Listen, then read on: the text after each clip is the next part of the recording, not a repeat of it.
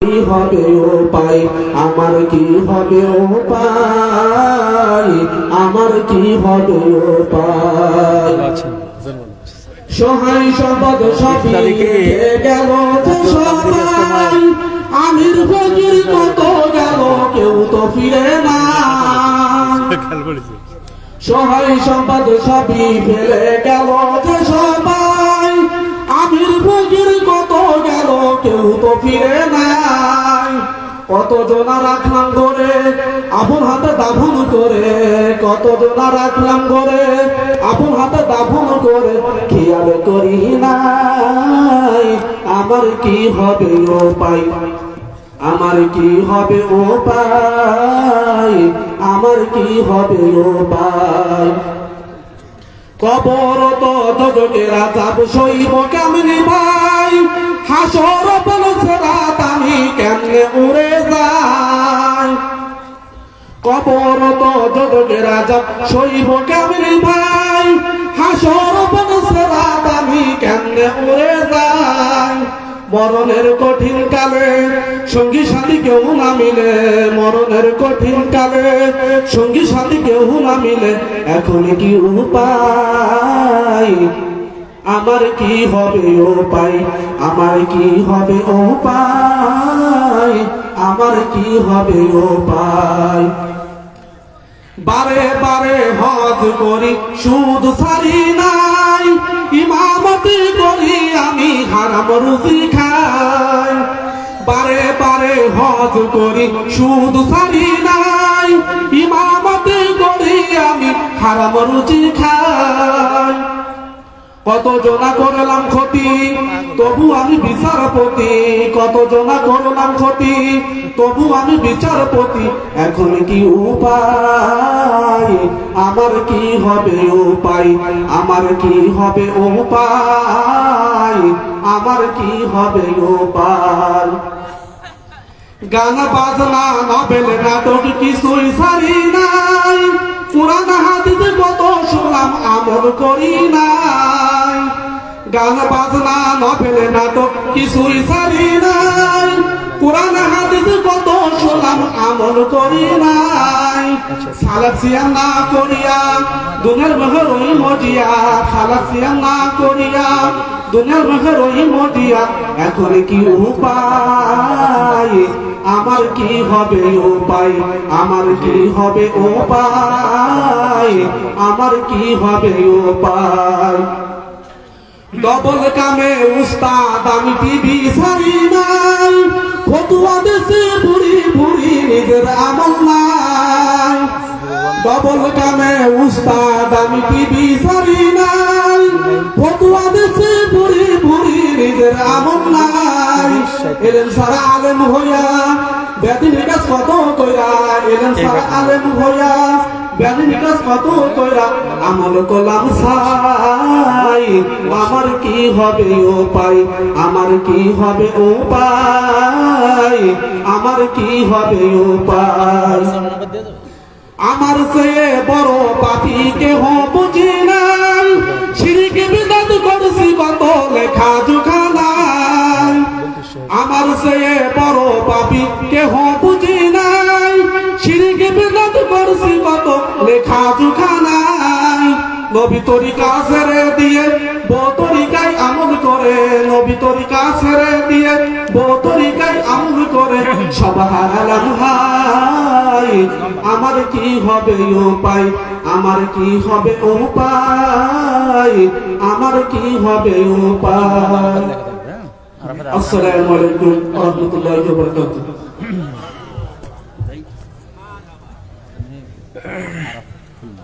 মাশাআল্লাহ। সংগ্রামী তাওহীদি জনতা, সংগ্রামী তাওহীদি জনতা, নাশুখালী কেন্দ্রীয় আহলে হাদিস জামে মসজিদের উদ্যোগে আয়োজিত ঐতিহ্যবাহী নাশুখালী সোশ্যাল ওয়েলফেয়ার হাই স্কুলের মাঠ প্রাঙ্গণের আজকের এই মহাদিওয়াজ মাহফিলের প্রধান আকর্ষণ, প্রধান বক্তা হিসেবে আলোচনা পেশ করছেন আন্তর্জাতিক খ্যাতি সম্পন্ন মুফাসসির কুরআন, প্রখ্যাত উলামা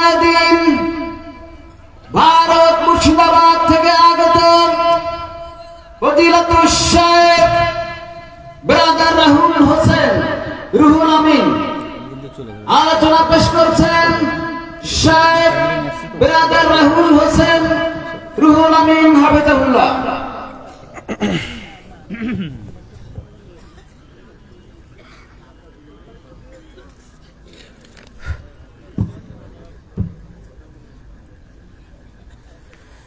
আসসালামু আলাইকুম ওয়া রাহমাতুল্লাহি ওয়া বারাকাতুহু।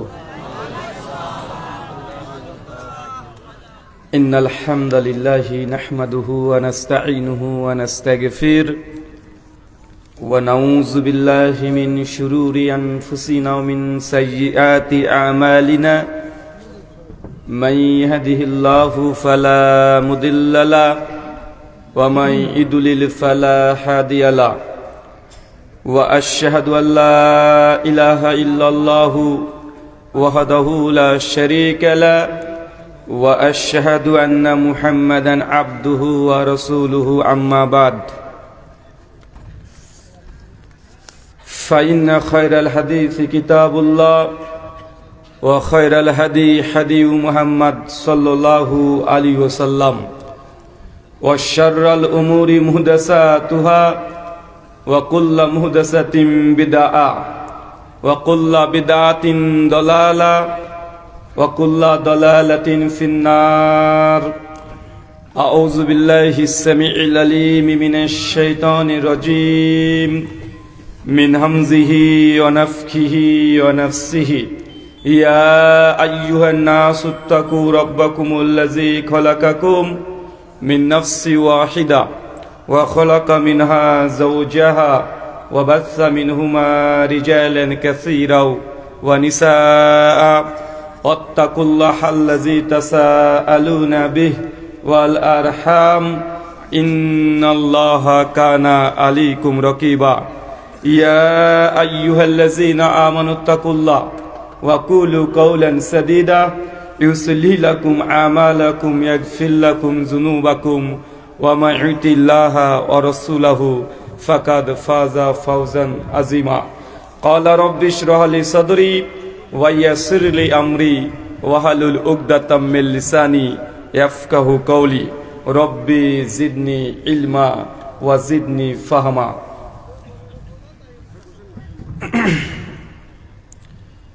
সমস্ত প্রশংসা সেই মহান সত্তা আল্লাহ সুবহানাহু ওয়া তাআলার জন্য, যিনি আমাদের সৃষ্টি করেছেন।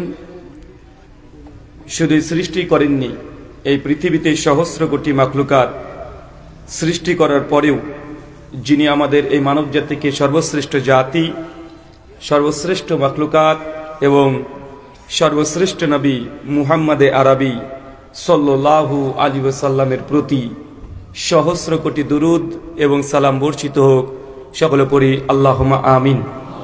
মহান সত্তা আল্লাহ সুবহানাহু ওয়া তাআলার কাছে দোয়া, এই প্রার্থনা, আল্লাহ সুবহানাহু ওয়া তাআলা, আমরা মানুষ, আমরা কম বেশি ছোট বড় ভুল ত্রুটি বিচ্যুতি গুনাহ পাপ অন্যায় করে থাকি। আজকের এই আলোচনা সভার উসিলায় আমাদের পেছনের ছোট ছোট গুনাহগুলোকে তুমি ক্ষমা করে দাও। সকলে পড়ি আমিন। নাসুখালী কেন্দ্রীয় আহলে হাদিস জামি মসজিদের উদ্যোগ এবং পরিচালনায় আজ আজিমুশান ওয়াজ মাহফিল তারিখ 3রা ফেব্রুয়ারি 2025। আজকের এই আলোচনা সভাটিকে সফল করার জন্য যারা সার্বিক দিক থেকে সাহায্য এবং সহযোগিতা করেছেন, তাদের প্রত্যেকের নাম স্বতন্ত্রভাবে নিয়ে শুকরিয়া আদায় করা সম্ভব নয়। তারপরেও আজকের এই চলন্ত সভার সভাপতি সাহেব, সহসভাপতি, অতিথি এবং বিশেষ অতিথি সহ দূর দূরান্ত থেকে যেসব দিনী ভাই এবং বোনেরা আলোচনা শ্রবণের উদ্দেশ্যে একত্রিত হয়েছেন, পাশাপাশি যারা অর্থ, শ্রম, মেধা ও অক্লান্ত পরিশ্রম, দোয়া এবং পরামর্শ দিয়ে সহযোগিতা করেছেন, আল্লাহ সুবহানাহু ওয়া তাআলা তুমি তাদের প্রত্যেকে নেকি নিয়াত এবং নেক আমলগুলোকে কবুল করে নাও। সকলে পড়ি আমিন। সম্মানিত সুধী, বাদ মাগরিব থেকেই বিভিন্ন আলোচক তারা পবিত্র কোরআনুল কারীম এবং হাদিসে মুবারাকা থেকে অনেক গুরুত্বপূর্ণ আলোচনা আপনাদের সামনে পেশ করেছেন। আজকের এই আলোচনা সভার অন্তিম লগ্নে আপনাদের সামনে উপস্থিত হয়েছি একটি নির্দিষ্ট বিষয়ে আলোকপাত করার জন্য। আজকে যে বিষয়ে গুরুত্বপূর্ণ আলোচনা হবে, আলোচ্য বিষয় রাসূল সাল্লাল্লাহু আলাইহি সাল্লামের আনুগত্যই জান্নাতের পথ। কি বললাম বলেন? আলোচ্য বিষয় কি বলেন? সর্বশেষ নবী রহমা মুহাম্মদ সাল্লাল্লাহু আলাইহি সাল্লামের আনুগত্য, আদর্শ, অনুসরণ, অনুকরণ, ইত্তেবা, এর মধ্যেই মানুষের জান্নাত লুকিয়ে আছে। সে যেই হোক, যদি সে আদম সন্তান হয়ে থাকে, একজন ব্যক্তি পথ অনুসরণ করলে সে নাজাত, সালভেশন, মুক্তি, পরিত্রাণ পেতে পারেন। তার নাম মুহাম্মদ সাল্লাল্লাহু আলাইহি সাল্লাম। সে যদি আদম সন্তান হয়, শুধু তিনি যে মুসলিমদেরকে নাজাত দিতে এসেছেন এমনটা নয়, তিনি শুধু আরবদের জন্য এসেছিলেন এমনটাও নয়, তিনি শুধুমাত্র একটা দেশ বা একটা রাষ্ট্র বা একটা কিছু সংখ্যক মানুষের জন্য পরিত্রাণ দিতে এসেছেন এমনটা নয়। প্রত্যেকটা মানুষ যে নিজেকে ইনসান, মানুষ, আদম সন্তান দাবি করবে, হোক সেটা হিন্দু, মুসলিম, বৌদ্ধ, জৈন, ইহুদি, খ্রিস্টান, কোল, ভিল, মুচি, ম্যাথর, যেই হোক, জান্নাতের রাস্তাকে সর্বশেষ নবী মুহাম্মদ সাল্লাল্লাহু আলাইহি সাল্লাম। এটা আমার দাবি। এটা কি আমার? এখন এই দাবি আলহামদুলিল্লাহ এখানে অজস্র মানুষ আছেন, হাজার হাজার। আমাদের মুসলিমরা যদি কোরআন বা হাদিসের আলোকে যদি তথ্য প্রমাণ, যুক্তি, লজিক, রেশনাল যা যদি নাও দিই, তারপর আমরা মানবো কি মানবো না? মেনে নেবো না ভাইজান? কেন আমরা জানি যে জান্নাতের রাস্তা নবী ছাড়া আমাদের আর কেউ দিতে পারেন না। কিন্তু তাছাড়া পৃথিবীতে তো অনেকগুলো ধর্ম আছে, আছে না নাই? অনেকগুলো ধর্ম আছে। কটা ধর্ম আছে জানেন? কয়টা? টাইমস অফ ইন্ডিয়া 2015 সালে 13 অক্টোবর পৃষ্ঠা নাম্বার 19, ডান দিকে নিচের দিকে একটা আর্টিকেল ছাপিয়ে তারা বলছে যে গোটা বিশ্ব জগতে মানুষের সংখ্যা প্রায় 800 কোটি। কত কোটি? আর 800 কোটি মানুষের মধ্যে ধর্মের সংখ্যা প্রায় 4,500। চিন্তা করতে পারছেন? আপনি কয়টা ধর্মের নাম জানেন? হিন্দু, মুসলিম, বৌদ্ধ, জৈন, ইহুদি, খ্রিস্টান, পার্সিয়ান, মোটামুটি 8, 10, 20টা ধর্মের নাম সবচাইতে আপনি বেশি জানেন। এই ধর্মের সংখ্যা কতগুলো আছে? 4,500 মানুষের মধ্যে ধর্ম এখন বিদ্যমান আছে। আর 4,500 ধর্মের আনুগত্য করার জন্য ব্যক্তি অনেক আছে। কিন্তু আমার দাবি যে না, দুনিয়াতে কোনো মানুষ যদি পরিত্রাণ পেতে চায়, মৃত্যুর পরে যদি জান্নাতে যেতে চায়, একজন ব্যক্তি পরিত্রাণ দিতে পারে, তার নাম। এই কথাটা বাড়িতে নিয়ে যান, এটা আমার দাবি। এখন আমার এই দাবিকে কেউ যদি যুক্তি দিয়ে শাস্ত্রের আলোকে খণ্ডন করতে পারে, যদি কেউ বলে যে না ভাই আপনি ভুল বলছেন, আমার কাছে এর চেয়ে ভালো আদর্শবান ব্যক্তি আছে এবং আমাদের শাস্ত্রে কথা লেখা আছে, আমি তার সঙ্গে কথা বলতে সর্বদা প্রস্তুত। চলেন, আমি কোরআনুল কারীম থেকে প্রথমেই খুতবার সময় একটা আয়াত পাঠ করে দিয়েছি, ওয়া মান ইউতিল্লাহ ওয়া রাসূলাহু ফাকাদ ফাযা ফাওজান আযীমা। যারা আল্লাহর নবীর আনুগত্য করবে তারাই মূলত প্রকৃত সফল কাম, তারাই সেই দিন বিজয় লাভ করবে। কারা? কথা বলেন।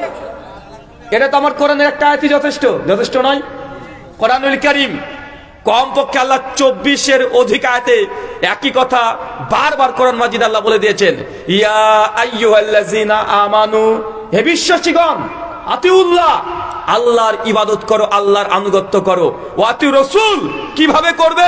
আমার রাসূল যেইভাবে তোমাকে এই ইবাদত শিক্ষা দিয়েছে ওইভাবেই তুমি অনুসরণ করতে থাকো। কোরআন মাজিদে কমপক্ষে 24-এর অধিক এই আয়াতটা বর্ণনা করা হয়েছে। সূরা আলে ইমরান সূরা নম্বর 3 আয়াত নম্বর 31, 32, 132, সূরা মাইদা সূরা 5 আয়াত 45, 92, সূরা আনফাল আয়াত নম্বর 1 করে 46, সূরা হাজাব আয়াত নম্বর 33। যেখানে যাবেন কোরআন মাজিদে পৃষ্ঠায় পৃষ্ঠায় দেখবেন আল্লাহ বারবার এই কথা বলছে, আতিউল্লাহ, আতিউর রাসূল। তারপরে শব্দের পরিবর্তন আছে, ওয়ালা তুবতিলু আমালাকুম, সূরা হাজাবের 33 নম্বর আয়াত, সূরা মুহাম্মদের 33 নম্বর আয়াত। কিন্তু তুমি যদি আল্লাহ এবং তার রাসূলের আনুগত্য না করো, রাসূলের অনুসরণ যদি না করো, তোমাদের আমলগুলোকে বিধায় বাতিল করো না। মানে কোরআনের শব্দের কিরাতে কিছু পরিবর্তন আছে, কিন্তু মেসেজ একটাই, যে আল্লাহর নবীর আনুগত্য করবে সেই জান্নাতি, সেই সফল কাম, সেই পরিত্রাণ পাবে, তারাই মূলত ফেরকায়ে নাজি, মুক্তিপ্রাপ্ত দল। সব দিকে কোরআন মাজিদে এটা একটা দাওয়াত। তো কোরআন মাজিদ থেকে আমার আলোচনা করার আর জরুরত মূলত মুসলিমদের জন্য নাই, আছে? কথা বলেন। কিন্তু আমাদের আশেপাশে হিন্দু ভাইরা আছে না নাই? পৃথিবীতে খ্রিস্টানরা আছে না নাই, ইহুদিরা আছে না নাই? তা আমাদের মুসলিমদের জন্য কোরআনের একটা আয়াতই যথেষ্ট, সামিনা ও আতানা, আমরা শুনলাম, অতএব আমরা সেটাকে মেনে নিলাম। মুসলমানের জবান থেকে একটা কথা বের হবে, বের হবে কি হবে না? বের হবে। কিন্তু আমি যদি এখন গোটা কোরআন মাজিদ এইভাবে যদি প্রথম থেকে শেষ পর্যন্ত পড়ি আর বারবার কোন আয়াতগুলো বলি, আমাদের হিন্দু ভাইরা মানবে? খ্রিস্টানরা মানবে? ইহুদিরা মানবে? তারা বলবে যে তোমরা মুসলিম ভাই, তোমাদের গ্রন্থ আল কোরআন আলহামদুলিল্লাহ, তোমরা তোমাদের গ্রন্থ মানবে, ঠিক আছে, কিন্তু আমরা তো তোমাদের গ্রন্থকে আসমানি কিতাব মানি না, অতএব আমি তোমার কোরআনের কথা কেন বিশ্বাস করব? বলবে কি বলবে না? কোন হিন্দু পণ্ডিতের কাছে যদি আপনিই যান, গিয়ে যদি আপনিই বলেন যে দেখেন পণ্ডিতজি, বা পণ্ডিতজি এসে আপনাকে বলছে দেখেন আমাদের শ্রীমদ্ ভাগবত গীতাতে লেখা আছে চ্যাপ্টার 18 মানে 18 অধ্যায় মক্ষযোগ অধ্যায়ের 66 নম্বর শ্লোক শ্রীকৃষ্ণজি বলছে সর্বধর্মাম পরিত্যাজ্যমাম একাম শরণং ব্রজা, সমস্ত ধর্ম পরিত্যাগ করে দাও, বাদ করে দাও, সব ধর্ম ডিলিট ফরম্যাট করে দাও, মাম একাম, শুধুমাত্র এক ঈশ্বরকে শরণং ব্রজা, তারই আরাধনা করো, তারই গুণকীর্তন করো, তবেই তুমি এই দুনিয়া থেকে মোক্ষ লাভ করবে এবং পরিত্রাণ পেয়ে তুমি বৈকুণ্ঠ ধাম তথা স্বর্গে চলে যাবে। তারা হিন্দু পণ্ডিত বলতে পারে তার গীতা থেকে, বলতে পারে কি পারে না? কথা বলেন। আমাকে মুসলিমকে যদি আপনি যদি বলেন যে রুহুল আমিন ভাই, বা আপনাকে যে প্রশ্ন করি যে ভাইজান আপনি কেন মুসলমান, কেন আপনি মুসলিম? 4,500 ধর্ম আছে, কেন আপনি মুসলিম? কেন? কারণ দেখেন, আমাকে বলেন কারণ দেখেন। মনে বুঝতে পারলেন না? আপনি বলছেন সত্য ধর্ম, তাই তাই জন্য হিন্দু পণ্ডিত সে তো আমার ধর্মটাই সত্য। এই যে শ্লোক পড়ে শুনিয়ে দিলাম, গীতার 18 অধ্যায় 66 নম্বর শ্লোক, সর্বধর্মম পরিত্যাজা মাম একম শরণং ব্রজা, সব ধর্মকে ত্যাগ করে দাও, শুধুমাত্র এক ঈশ্বরের আরাধনা করো, তবেই তুমি মোক্ষ লাভ করবে। এটা গীতাতেও আছে। হিন্দুরা বলবো আমাদের গীতাই ঠিক, বলবে কি বলবে না? কথা বলেন। তারা তাদের ধর্ম মধ্যে সঠিক মনে করে। একজন খ্রিস্টানকে যদি প্রশ্ন করেন পাদ্রীকে, একজন ইহুদি ওলামা খ্রিস্টান পাদ্রীকে যদি জিজ্ঞাসা করেন, ও বলবে আরে ভাই আমাদের ধর্মটাই সঠিক। কেন? আমাদের বাইবেল নিউ টেস্টামেন্ট 1 করিন্থিয়ান্স 15 অধ্যায় 44 নম্বর শ্লোকে সেন্ট পল জানিয়ে দিয়েছেন, কেউ যদি দুনিয়াতে জিসাস ক্রাইস্টকে ক্রুসিফিক্সনে মৃত্যুবরণ করতে বিশ্বাস না করে, তাই দুনিয়ার সমস্ত ধর্ম বিশ্বাস সবগুলো মিথ্যা। এটা খ্রিস্টানদের দাবি। এখন আমার সাদা মনে সাদা প্রশ্ন, 4,500 ধর্ম, কেউ কি বলে আমার ধর্মটা ভুল? সবাই নিজের ধর্ম নিয়ে খুশি আছে না নাই? সবাই নিজ নিজ অবস্থান থেকে নিজের ধর্মকে সত্য মনে করে কি করে না? তাহলে আমি কেন মুসলমান? আপনি কেন মুসলমান? আপনি কেন হিন্দু নন? আপনি কেন খ্রিস্টান নন? কেন আপনি ইহুদি নন? কি যুক্তি আছে, কি প্রমাণ, কি তথ্য আছে যে একমাত্র ইসলাম যে সত্য, বাকি কোনো ধর্ম সত্য না?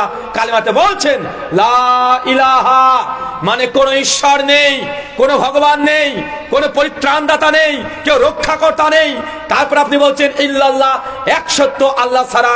তো আপনি যে প্রথমে অস্বীকার করে দিলেন দুনিয়াতে কোন ঈশ্বর নেই, কোন ভগবান নেই, তারপরে বলছি ইল্লাল্লাহ, এক আল্লাহ সত্য মাবুদ ছাড়া। তো দুনিয়াতে তো ঈশ্বর দেখাই যায়, একটা দুইটা নয়, 33 কোটি দেবতা আছে, আছে না? তো নাই মানে আছে, তো তারও তো বসিরা করা হচ্ছে, তাদের তো ফ্যান ফলোয়ার ভক্ত আছে। আমাদের হিন্দু দাদারা আছে না ভাইজান? লক্ষ্মী, কালী, দুর্গা, সরস্বতী, ভগবতী, রাম, কৃষ্ণা, মহেশ্বর, ইন্দ্র, কমপক্ষে যদি ধরাও যায় 33 কোটি কি 30 কোটি না 33 প্রকার। এটা নিয়ে হিন্দু পণ্ডিতদের মধ্যে মতভেদ আছে। যে বলছে 33 কোটি বলতে সংস্কৃত কোটি মানে প্রকার, আর কেউ বলছে না 33 কোটি মানে আসলে 33 কোটি সংখ্যা। তো তারাও তো অনেকগুলো ঈশ্বরের উপাসনা করে, করে কি করে না? আমরাও করছি, খ্রিস্টানরা করছে। আমার মূল কথা, আপনি যে মুসলমান, কেন মুসলমান? উনি বলছেন ইন্নাদ-দীন ইনদাল্লাহিল ইসলাম, সূরা আল ইমরান সূরা নম্বর 3 আয়াত নম্বর 19। আল্লাহর কাছে একমাত্র জীবন ব্যবস্থা সেটা হচ্ছে ইসলাম। আর একই কথা গীতাতেও তো আছে, আমি তো আগে বলে দিয়েছি।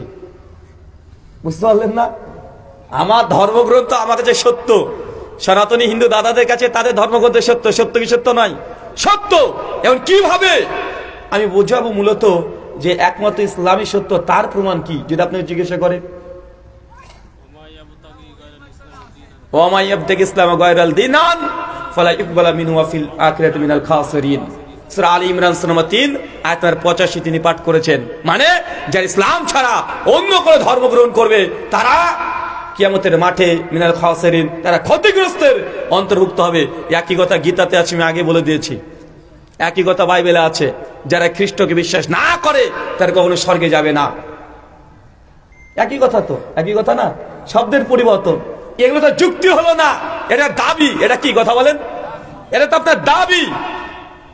দাবির পক্ষে প্রমাণ লাগবে কি লাগবে না? এবার যুক্তি লাগবে কি লাগবে না? গোটা বিশ্ব জগতে যে কেউ জাতামাতা দাবি করতে পারে। আল্লাহ সুবহানাহু ওয়া তাআলা কোরআনুল কারীম সূরাতুল বাকারা সূরা নম্বর 2 আয়াত নম্বর 111 তে তিনিও বলছেন, ক্বালু, তারা বলল, কারা? ইহুদি এবং খ্রিস্টান। কি বলল? লা ইয়াদখুলুল জান্নাতা ইল্লা মান কানা ইয়াহুদা ওয়া নাসারা। ইহুদি এবং খ্রিস্টান তাদের দাবি দুনিয়াতে তারাই কেবলমাত্র একমাত্র জান্নাতে যাবে। এটা কাদের দাবি? ইহুদি খ্রিস্টান। তারা দাবি করে যে আমরা জান্নাতে যাব। কেন?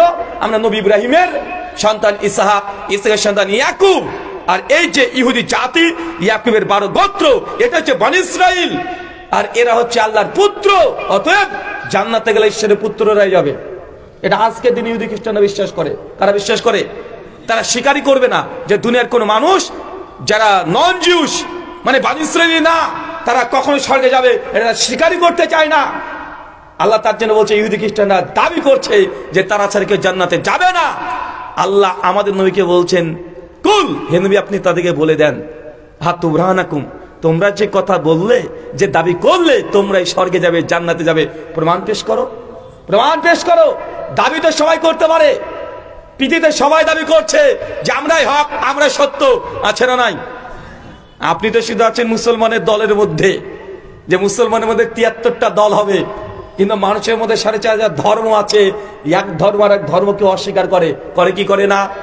একদিন হিন্দু পণ্ডিতের কাছে যদি আপনি যান, যদি বলেন যে হিন্দু পণ্ডিত জি, আমি প্রতিদিন মুসলমান 5 ওয়াক্ত নামাজ আদায় করি, প্রত্যেক দিন আমি 5 বার সালাত আদায় করি, রমজান মাস আসলে 30টা সিয়াম, রোজা, ফাস্টিং, উপবাস পালন করে থাকি, যদি সামর্থ্য থাকে 7 লাখ টাকা খরচ করে হজ যাত্রাতে আমি যাই, গরিব দুস্থ মানুষকে আমি সহযোগিতা করি, তারপরে ফিতরা আছে, কুরবানি আছে, ধর্মের জন্য মসজিদ, মাদ্রাসা সব জায়গায় দান করছি। বলেন তো, আমি একজন মুসলমান, এই যে কর্মগুলো করছি, আমি কি আপনাদের স্বর্গে যেতে পারবো? হিন্দু পণ্ডিতের উত্তর কি হবে? ও কখনো বলবে যে আমাদের স্বর্গে যাবে তুমি? বরঞ্চ এটা বলতে পারে, মহাভারত 19 পর্ব 87 নম্বর অধ্যায় 13, 14, 15 নম্বর শ্লোক পরিষ্কার ভাবে ভীষ্মদেব তিনি জানিয়ে দিয়েছেন, যারা গরুকে হত্যা করে, গরু জবাই করে, গোমাংস ভক্ষণ করে, তারা মৃত্যুর পরে পরকালে যাবে, নরকে যাবে। সে নরকের নাম হচ্ছে রৌরার নামক নরকে যাবে। কেন? অপরাধ, আপনি গরুর গোস্ত খেয়েছেন, আপনি নরকে যাবেন। এটা সনাতন শাস্ত্রে লেখা আছে।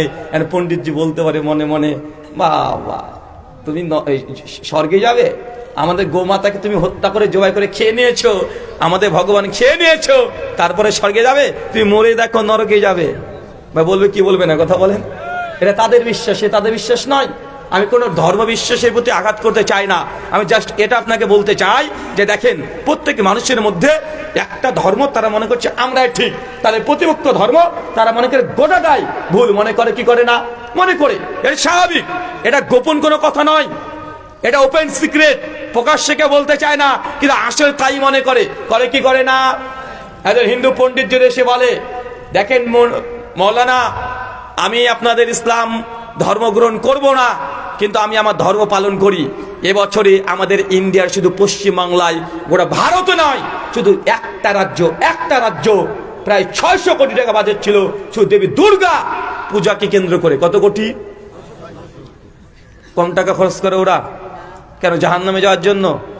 হ্যাঁ, ওদের উদ্দেশ্য কি? ঈশ্বরের সন্তুষ্টি বিনিময় জান্নাত। এবছর মাত্র 15 দিন আগে 17 জানুয়ারিতে আমাদের ভারতের ইউপি উত্তরপ্রদেশে কুম্ভ মেলা হয়েছে। প্রায় 10 কোটি মানুষ তারা সেখানে সমবেত হয়েছে। তারা সেই কুম্ভ মেলায় স্নান করেছে। তার মধ্যে প্রায় 1 কোটি ছিল উলঙ্গ সাধু, মানে ন্যাংটা, জামা কাপড় কিছু নেই। আপনি তো নাউজুবিল্লাহ বলছেন, তাই না? আমরা বলছি রে নাউজুবিল্লাহ। কেন? তাদের ধর্ম বিশ্বাস কি যে না, এ নাগা দিগম্বর উলঙ্গ হয়ে ধর্ম পালন করতে হবে। দুনিয়ার মায়াকে ত্যাগ করে দাও। তুমি বিয়ে করেছো, সংসার করেছো, তুমি দুনিয়ার সঙ্গে আচ্ছন্ন হয়ে গেছো, এই জন্য তারা মাছ মাংস খাওয়া অর্জন করে দিয়েছে। এটা কম ত্যাগ নয়, এটা মোটেও কম ত্যাগ নয়। তার ধর্মবিশ্বাস ঠিক না ভুল এই আলোচনা পরে হবে, কিন্তু ঈশ্বরকে খুশি করার জন্য একজন ব্যক্তি মাছ খাওয়া বন্ধ করে দিচ্ছে, মাংস খাওয়া বন্ধ করে দিচ্ছে, ডিম খাওয়া বন্ধ করে দিচ্ছে, সমস্ত রকমের পেঁয়াজ এবং রসুন খাওয়া বন্ধ করে দিচ্ছে। কেন? ঈশ্বরকে খুশি করার জন্য। এই ত্যাগটা মোটেও কম নয়। তার ধর্মবিশ্বাস ঠিক না ভুল এটা পরে আলোচনা হবে। তার মানে আমাদের প্রত্যেকের উদ্দেশ্য কি? ঈশ্বরকে খুশি, মানে আল্লাহকে খুশি। আমরা করছি কি করছি না? আমরা মুসলমান প্রতিদিন ঠান্ডা, প্রচন্ড ঠান্ডা, মন চায় না। তারপরে ঠান্ডার মধ্যে উঠে ফজরের সালাতে আমরা জামাতে শরীক হচ্ছে কিনা?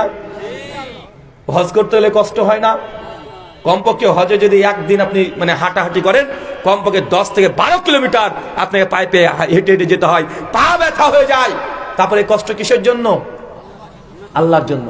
এই যে এতগুলো কথা বললাম না আপনাকে, প্রত্যেকটা ধর্মের একটা সেন্টিমেন্ট আছে, আছে নাই? সেন্টিমেন্ট আছে প্রত্যেকটা ধর্মের, নিজের ধর্ম নিয়ে একটা অনুভূতি কাজ করে। কিন্তু একটা ধর্মকে মনে করে পুরোটাই ভুল। এখন আপনি যে মুসলমান, আমি যে মুসলমান, কিভাবে আমি দাবি করছি যে আমার ধর্মটা সত্য সঠিক, তার প্রমাণ কি? চলেন আমি ধারাবাহিক পর্যায়ের আলোচনার মধ্যে প্রবেশ করছি।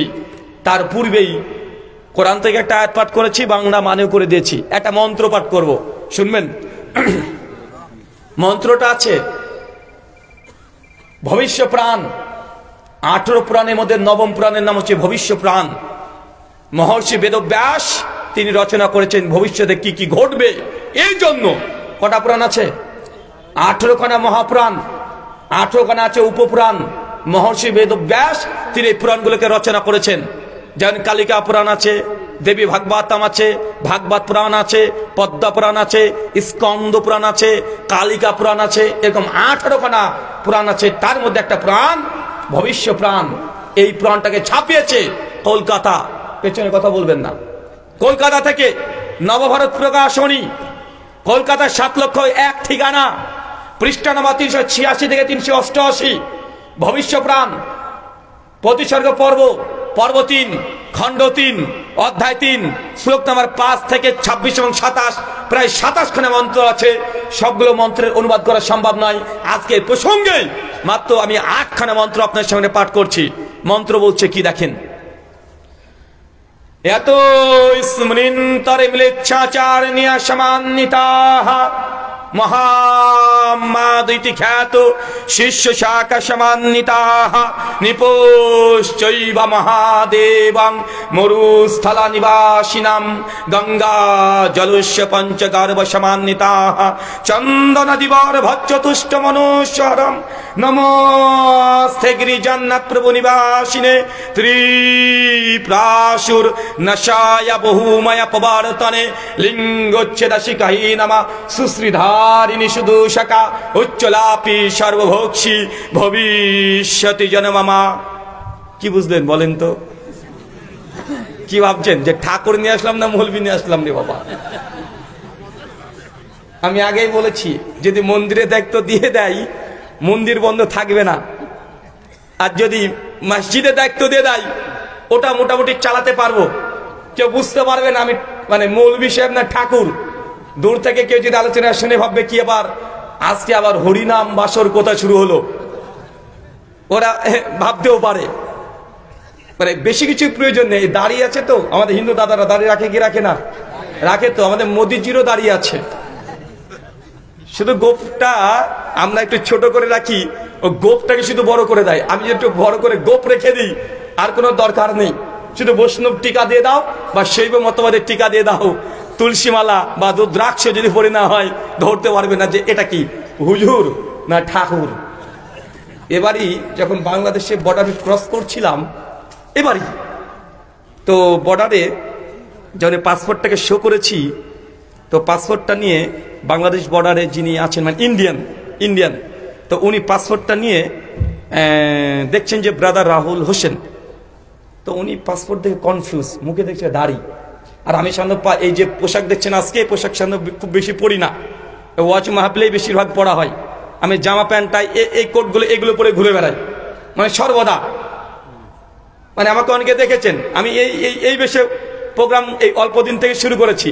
আমার যদি 2017 আগে প্রোগ্রাম দেখেন, সবগুলো প্যান্ট পরে আর শার্ট পরে আর কোট পরে প্রোগ্রাম। তো আমি এই জামা প্যান্ট পরে আছি, মুখে দাঁড়িয়ে আছে, মাথাতে আমি মানে একটা টুপি পরেছি, ক্যাপ মানে সামনে দেওয়া।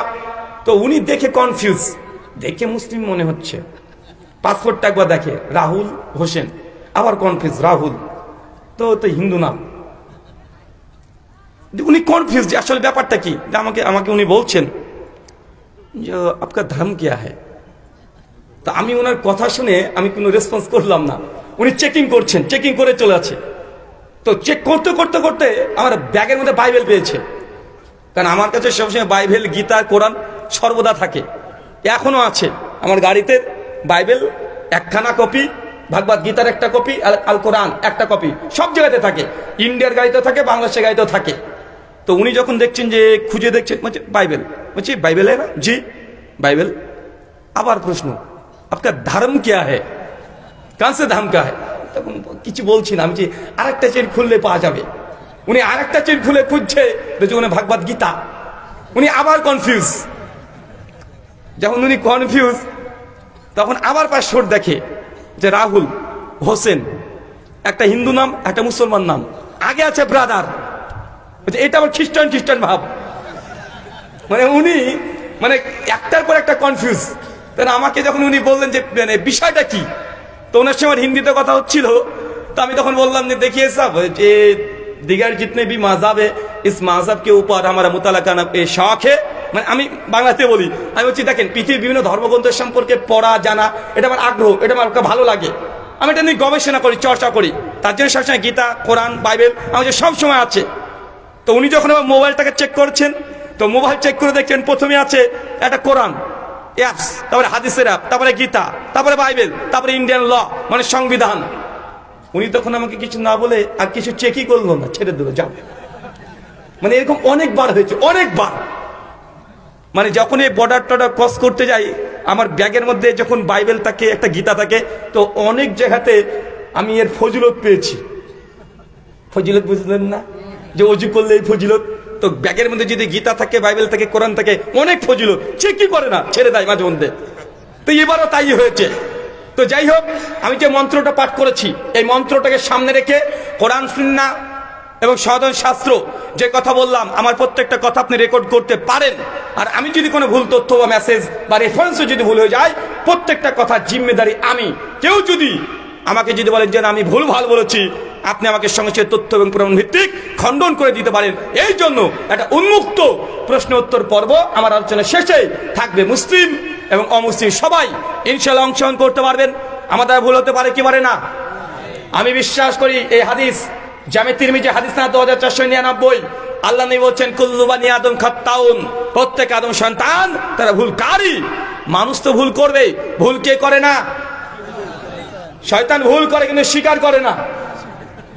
শয়তান ভুল করে না, শয়তান ভুল করে কিন্তু স্বীকার করে না। কিন্তু বানি আদম, আদম সন্তান ভুল করবে কি করবে না? ভুল অবশ্যই করবে। তাই মন্ত্রটাকে সামনে রেখেছি। আর একটা ভার্স পড়বো, সে যে বাইবেল। কি বললাম? বাইবেল কাদের ধর্মগ্রন্থ? খ্রিস্টান অ্যান্ড ইহুদি দুজনের, খ্রিস্টান অ্যান্ড জিউস। নিউ টেস্টামেন্ট যে 27 বুকস মানে বই আছে 27 খানা, সেটা খ্রিস্টানরা মনে করে এটাই ইঞ্জিল, এটাই ঈসা আলাইহিস সালামকে দেওয়া হয়েছিল। সেন্ট পলের প্রায় 14 খানা পত্র সেখানে ঢোকানো আছে। আর ওল্ড টেস্টামেন্ট এটাতে প্রায় ইহুদিরাও মানে, খ্রিস্টানরাও মানে। তো old testament song of Solomon chapter number 5 verse 16 মানে 5 অধ্যায় 16 নম্বর ভার্স। বাইবেল কোন ভাষায় লেখা? হিব্রু, ইব্রানি, অ্যারামিক নাজিল হয়নি। অ্যারামিকে পরে ট্রান্সলেশন করেছে। নবী মুসা আলাইহিস সালাম কোন ভাষায় কথা বলতেন? হিব্রু। ইব্রানি কোন ভাষায়? কিন্তু খ্রিস্টানরা সেই অ্যারামিক ভাষা এটাকে পরবর্তী সময় ট্রান্সলেট করেছে। কেন? হিব্রু যে মূল নুসখাগুলো অধিকাংশ খুঁজে পাওয়া যায় না, হারিয়ে গেছে, মানে বাতিল করে দিয়েছে। তার জন্য এখন ট্রান্সলেশন করেছে। যে নবী ঈসা আলাইহিস সালাম কোন ভাষায় কথা বলতেন? ইব্রানি, সুরিয়ানি ভাষায়। কিন্তু সেই ভাষায় বাইবেল এখন ওল্ড নিউ টেস্টামেন্ট ইঞ্জিল পাওয়া যায় না। ওটা ট্রান্সলেশন করে তারা এখন গ্রিক ভাষায় করেছে। কোন ভাষায়? গ্রিক। তো old testament song of Solomon chapter 5 verse 16 নবী সুলাইমান আলাইহিস সালাম প্রসঙ্গে তিনি ভবিষ্যদ্বাণী করে বলছেন, হিক্কো মামতাকিম ওয়া খুল্লু মুহাম্মাদিম জেহদুদি ওয়া জেহরাই বেনাত ইরুশালিম, হিক্কো মামতাকিম ওয়া খুল্লু মুহাম্মাদিম জেহদুদি ওয়া জেহরাই বেনাত ইরুশালিম। এটা হিব্রু কোটেশন। কোরআন একটা, সনাতন শাস্ত্র থেকে একটা, আর বাইবেল থেকে একটা, এই তিন থেকে সামনের সংক্ষিপ্ত পরিসরে শুধুমাত্র আপনাকে কথা বলে প্রথম চলেন আমরা মুসলমানদের অবস্থা দেখি। আচ্ছা, আপনি তো দাবি করলেন যে নবীকে আনুগত্য করলে আপনি জান্নাতে যাবেন, আপনি নবীর আনুগত্য করেন? কে করেন? হাত তোলেন তো। মাশাআল্লাহ, এগুলো তো দাবি। এলো কি কথা বলেন? এলো দাবি। আমরা হাত নামাই, এলো দাবি নয়। আর আমরা সবাই বলছি নবীকে আমরা মানি, কিন্তু যখন আপনাকে বলছি ভাইজান আপনি যে নবীকে মানেন, আপনি নামাজের মধ্যে রফুলিয়া দিন কেন করেন না? ইমামের পেছনে সূরাতুল ফাতিহাটা কেন পাঠ করেন না? কেন আপনি 20 টাকার তারাবি পড়ছেন, 8 টাকার তারাবি পড়ছেন না? কেন আপনি যখন ঈদের দিনে 7 5 12 তাকবীর আল্লাহ নবীর সুন্নাত কেন আপনি পালন করছেন না? কেন আপনার মেয়েটা পালিয়ে গিয়ে বিয়ে করলো, ওই বিয়েটাকে আপনি শরীর সম্মত মনে করলেন? আপনার জবাব একটাই, আমাদের মাযহাবে আছে তাই। মানে বুঝতে পারলেন না মনে হয়। যদি আপনাকে বলি ভাইজান আপনি কেন নাভির নিচে হাত বেঁধে নামাজ পড়লেন, আপনি আমাকে জবাব দিয়ে বলছেন দেখেন ভাই আমরা তো হানাফি মাযহাব মানি, কোন হানাফি ভাইকে কষ্ট দিতে চাই না, আল্লাহি কষ্ট দিতে চাই না। আপনি জাস্ট কথা হলো শুনেন, আমার কথা চাইলে মানতে পারেন, না চাইলে না মানতে পারেন, তবে আপনি কথাটাকে শ্রবণ করার চেষ্টা করেন। আপনাকে কষ্ট দেওয়ার জন্য নয়, আপনাকে আমি ডাকছি নবীর দিকে। আপনি যেখানে আছেন ওইখানে দাঁড়িয়েই আপনি কথাটা শোনার চেষ্টা করেন। আপনি যখন সালাতে নামাজ পড়ছেন সেই সময় আপনি আল্লাহু আকবার বলে একজন নাভির নিচে হাত বাঁধছে, কেউ নাভির ওপরে, কেউ বুকের ওপরে। আপনার অন্তরে কেন প্রশ্ন আসলো না মুসলমান কেন নামাজ 3 রকমের পদ্ধতি কেন হবে? প্রশ্ন কেন ওঠেন আপনার? যাদের মনে প্রশ্ন ওঠে তারা বলছে কেন নাভির নিচে হাত বেঁধে নামাজ পড়লেন? জবাব কি? দেখেন ভাই আমরা হানাফি মাযহাব মানি। ইমামে আজম আবু হানিফা রাহিমাহুল্লাহ জন্ম 80 হিজরি, মৃত্যু 150 হিজরি, কুফায় জন্ম কুফায় মৃত্যু। তিনি বলেছেন তার ফতোয়া এইটা যে নাভির নিচে হাত বাঁধতে হবে, তার মানে আপনি মানছেন মাযহাব। বলছেন ইমাম আবু হানিফার ফতোয়া নাভির নিচে হাত বাঁধতে হবে। আপনি যারা নামাজ পড়ছেন বুকের উপরে হাত বেঁধে নামাজ পড়ছেন, আপনি একজন প্রশ্ন করছে ভাই আপনি কেন বুকের উপরে হাত বেঁধে নামাজ পড়ছেন? আপনার জবাব কি? নবী বাঁধিয়েছে। বা উত্তরের মধ্যে পার্থক্য আছে না নাই? আপনি মাঝখানে ইসলামকে মানার জন্য মাঝখানে একটা মাধ্যম ধরেছেন কি ধরেন নাই? মাঝখানে একটা মাধ্যম ধরেছেন। একজন ব্যক্তি আমাকে বলছে যে রুহুল আমিন ভাই, আমি তাকে প্রশ্ন করছি ভাই জান্নাতে যাওয়ার জন্য ওয়াজ টওয়াজ অনেক আলোচনা করেছি। উনি তখন বলছে আপনি জান্নাত জাহান্নাম যাই বলেন না কেন, জান্নাত যেতে হলে পীর যে মানে না, যার পীর নাই তার পীর শয়তান। আছে না নাই? মানে একটা দালাল চলে এসেছে মাঝখানে, দালাল শব্দই বললাম, এই জায়গাটা দালাল শব্দই বললাম। বলছে জান্নাত যেতে হলে পীরকে মানতে হবে, আছে না নাই? বলছে যার পীর নাই তার পীর শয়তান, এই কথা বলে কি বলে না? বলছে পীর ছাড়া জান্নাত যাওয়া যাবে না, এই কথা বলে কি বলে না? তার মানে বোঝা যাচ্ছে ইসলামকে পালন করতে হবে পীর মানা, এটা এক্সটার্নাল একটা ফরজ আমাদের মুসলিম উম্মার উপরে করে দেওয়া হয়েছে। অথচ কোরআন সুন্নাতে আমরা ঘাটাঘাটি করলে দেখি জান্নাত যাওয়ার একটাই মাধ্যম নবী মুহাম্মদ সাল্লাল্লাহু আলাইহি সাল্লামের আনুগত্য আদর্শকে গ্রহণ করা। কিন্তু জান্নাত যাওয়ার জন্য মানুষ এখন অনেক পথ পদ্ধতি মতবাদ মানুষ ব্যক্তি ভেতরে প্রবেশ করেছে, কেউ করাই নাই, করে দিয়েছে। আমি একটা উদাহরণ দিই, বুঝতে পারবেন, কষ্ট নেবেন না। আগে থেকে বলি বাস্তব রিয়েলিটি আপনাকে মানতে হবে। 4500 ধর্মের মধ্যে আপনি মুসলমান, ভাগ্যক্রমে আপনি পেয়েছেন, তাকদীর আপনার ভালো আপনি পেয়ে গেছেন, কিন্তু তারপরেও ইসলামটাকে আপনি এখনো বুঝতে পারেননি, এখনো বুঝেন নাই। ধরেন একজন হিন্দু মানুষ আজকে আমাদের আলোচনা শুনে সে ইসলাম গ্রহণ করলো, আজকে ধরেন, তখন ধরেন তাকে কালেমা পড়িয়ে দিয়েছি। কালেমা পড়ার পরে উনি দেখা যাচ্ছে একটা মসজিদে নামাজ পড়ছে, সালাত আদায় করছে। এখন নামাজ যখন পড়ছে আল্লাহু আকবার, বুকের উপরে হাত বেঁধে নামাজ পড়ছে। জাস্ট এটা আপনাকে আমি কল্পনা নয়, এই ঘটনা ঘটেছে। জাস্ট আপনাকে উদাহরণ দিয়ে বলছি, এই ঘটনা অনেক জায়গাতে ঘটেছে।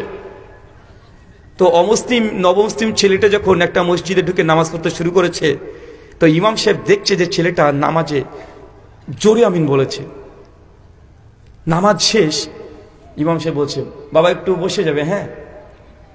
তো নবমুসলিম ইমাম সাহেব বসতে বলেছে, আলহামদুলিল্লাহ উনি বসে আছেন। নামাজ শেষের পরে ইমাম সাহেব এসে বলছে যে আপনি যে জোরে আমিন বললেন, তো আপনি নবমুসলিম না? বলছে জি হ্যাঁ, আমি আলহামদুলিল্লাহ এই গত সপ্তাহে আমি মুসলিম হয়েছি। বলছে আপনি নামাজে জোরে আমিন বললেন না? বলছে জি ইমাম সাহেব, জোরে আমি বলেছি আমিন। কেন বললেন? বলছে ডক্টর জাকির নায়েকের বক্তব্য শুনেছি, যে আমি দেখেছি ডক্টর জাকির নায়েক বলেছে সহিহ বুখারীর নাকি একটা হাদিস আছে জোরে আমিন বলতে হবে, তাই আমি বলেছি। তখন উনি বলছে আরে আসলে দেখেন আপনি তো মুসলিম হয়েছেন, এত কিছু তো খুব বেশি আপনি জানেন না, ইসলাম গ্রহণ করছেন আলহামদুলিল্লাহ খুব ভালো, তবে ইসলামের মধ্যে 4টে মাযহাব আছে, এই 4 মাযহাব যদি না মানা যায় তাহলে আপনি গোমরা পথভ্রষ্ট হয়ে যাবেন। নতুন মুসলিম হয়েছে তো কিছু জানেই না, এর মধ্যে আবার কি? বলছে কি বললেন? মাযহাব আছে। কয়টা? 4টি। যে কোনো একটা যদি না মানে আপনি গোমরা পথভ্রষ্ট হয়ে যাবেন। উনি তখন ভয়, আরে ও তো জাহান্নাম থেকে বাঁচার জন্য ইসলাম গ্রহণ করেছে, উনি মাযহাব কি ওটা বুঝেন না। আচ্ছা ঠিক আছে হুজুর, আর উনি এখন ডক্টর জাকির নায়েককে পাচ্ছেও না প্রশ্ন করতে, ভাই পারবে? আর সুযোগ আছে নাই। উনি মসজিদের ইমাম সাহেব, বুজুর্গ মানুষ, আলেম মানুষ, বলছে ইমাম সাহেব তাহলে কি করবো বলেন, কোন মাযহাব মানবো, কি মাযহাব আছে বলেন আমাকে একটু খুলে। উনি বলছে হানাফি, শাফি, মালিকি, হাম্বলি 4 মাযহাব আছে বাবা, যে কোনো একটা মাযহাবকে মানতেই হবে, নচেত পথভ্রষ্ট গোমরা হয়ে যাবে। উনি তো ভয় বলছে তার ইমাম সাহেব কোনটা মানবো, আমি তো কিছুই বুঝি না, আপনি কোনটা মানেন? বলছে আমরা তো হানাফি মাযহাব মানি, আমরা হানাফি মাযহাব মানি। ও তাই? ইমাম সাহেব আমি কি করবো বলেন? বলছে তুমিও হানাফি হয়ে যাও। তো না হানাফি হতে হবে, মুসলমান হয়েছি তো এটাকে কাটতে হয়েছে, হানাফি হলে কি কাটবে এবার? কষ্ট পেলেন নাকি? বলছে না কাটাকাটি কিছু লাগবে না বাবা, শুধু তোমার নাভির নিচে বুকের উপরে ছিল একটু নামিয়ে দাও, একটু জোরে আমিন ছিল একটু আস্তে করে দাও, 8 টাকা ছিল একটু বাড়িয়ে 20 টাকা করে দাও, এইগুলোই করতে হবে, এমন কিছু আর করা লাগবে না। আলহামদুলিল্লাহ। উনি তো বলছে ঠিক আছে কোনো সমস্যা নাই। নামাজ পড়ছে আলহামদুলিল্লাহ, 2 সপ্তাহ 2.5 সপ্তাহ 3 সপ্তাহ পার হয়ে যায়। কিছুদিন পরে উনি বক্তব্য শুনছে, একদম বক্তব্য চলছে বাংলাদেশের ইনায়তুল্লাহ আব্বাসীর, চেনা আছে না নাই কথা বলেন? কালো চশমা পরে, একদম রাত্রিবেলাতে কালো চশমা পরে এই লোকটা, আবার এই লোকটা রাত্রিবেলাতে কালো চশমা পরে না। উনি বক্তব্য দিয়ে ফাটে দিচ্ছে, শোনেন যারা নবীকে নূরের তৈরি মানে না, যারা নবী নূরকে অস্বীকার করে, নবীকে মাটির তৈরি বলে, সে কাফের, কাফের, তার বউ অটোতলা। এই ফটো আছে না বাংলাদেশে? মানুষ ও মানে কি শুনলাম এটা, মানে যে নবীকে মাটির তৈরি বলে সে কাফের, নবীকে নূরের তৈরি মানতে হবে। কিন্তু আমি যে হুজুরে মসজিদে নামাজ পড়ি, ও হুজুর তো বলে নবীজি মাটিরই তৈরি, তার মানে কি আমি এখনো মুসলমান হইনি, আমি কাফের? আবার টেনশন। মসজিদে ইমামকে গিয়ে বলছি হুজুর দেখেন কি অবস্থা, দেখেন দেখেন বক্তব্য দিচ্ছে আমাদের বড় আল্লামা সাহেব ইনায়তুল্লাহ আব্বাসী, যে নবীজিকে যে নূরের তৈরি না মানা হয় সে কাফের, তার বউ নাকি অটোতলা, তা আমরা তো নবীকে মাটির তৈরি বলি, এ কি? ভয় খেয়ে গেছে। উনি তখন হুজুর তখন দেখো বাবা, আসলে আমাদের হানাফি মাযহাবের মধ্যে 4টে ভাগ আছে, বুঝতে পারলেন না মনে হয়? মানে ও প্রথমে ইসলামকে ভাগ করেছে 4 ভাগ। এখন আমার বলছি দেখো বাবা তুমি অত শত তো বুঝবে না, নতুন মুসলিম হয়েছো, আমাদের হানফি মাযহাবের মধ্যে 4খানা ভাগ আছে। আবার 4খানা?